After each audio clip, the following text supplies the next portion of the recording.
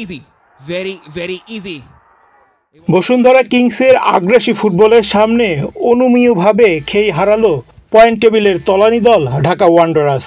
তাদের জালে একে একে 5 গোল করে কিংসরা। এতে গ্রুপের সেরা হয়ে ফেডারেশন কাপের পরের রাউন্ডে উঠেছে বর্তমান চ্যাম্পিয়নরা। ফেডারেশন কাপের এবারের আসরের ফাইনালে ওঠার কোয়ালিফিকেশন রাউন্ডে কিংসের সঙ্গী হয়েছে ব্রাদার্স ইউনিয়নও। কপাল পুড়েছে ফর্টিক্স এফসির। ব্রাদার্সের সমান পয়েন্ট নিয়েও গোল পার্থক্যে পিছিয়ে থেকে ছিটকে গেছে তারা।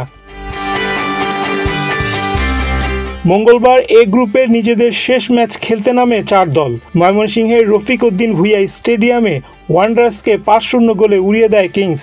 অন্য ম্যাচে বাংলাদেশ পুলিশ এফসির সঙ্গে গোল-শূন্য ড্র করে ব্রাদার্স। 4 ম্যাচে 9 পয়েন্ট নিয়ে গ্রুপ সেরা কিংস। ফর্টিসের সমান 7 পয়েন্ট নিয়েও গোল পার্থক্যে এগিয়ে থেকে গ্রুপের রানার্স আপ হয়েছে ব্রাদার্স। গ্রুপ পর্ব থেকে বিদায় নিয়েছে ফর্টিস, পুলিশ এফসি ও ঢাকা ওয়ান্ডারার্স। এদের মধ্যে ফর্টিসের হতাশা একটু বেশি। গ্রুপ পর্বে বসুন্ধরা কিংসকে 2-0 গোলে হারিয়ে সেরা চমকটি উপহার দিয়েছিল তারাই। তবে শেষ ম্যাচে এসে ওয়ান্ডারার্স চমক দেখানো তো দূরের কথা, 17 মিনিটে তাল গোল পাকিয়ে গোল হজম করে তারা। মুজিবুর রহমান জনির সঙ্গে বল নিয়ন্ত্রণ নিয়ে লড়াইয়ে বক্সের মধ্যে তাল গোল পাকান ওয়ান্ডারার্সের ডিফেন্ডার। জনি দ্রুত ছোট পাস বাড়িয়ে দেন মিগেলকে। নিখুঁত কোনাকুনি শটে কিংসের গোল উৎসব শুরু করেন এ ব্রাজিলিয়ান।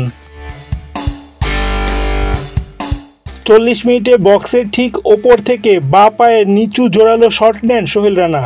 ঝাঁপিয়ে পড়া গোলকিপার সাইফুল ইসলামের গ্লাভস এড়িয়ে পোস্ট ঘেঁষে বল খুঁজে নেয় জালের ঠিকানা। গোল ব্যবধান দ্বিগুণের স্বস্তিতে বিরতিতে যায় কিংস।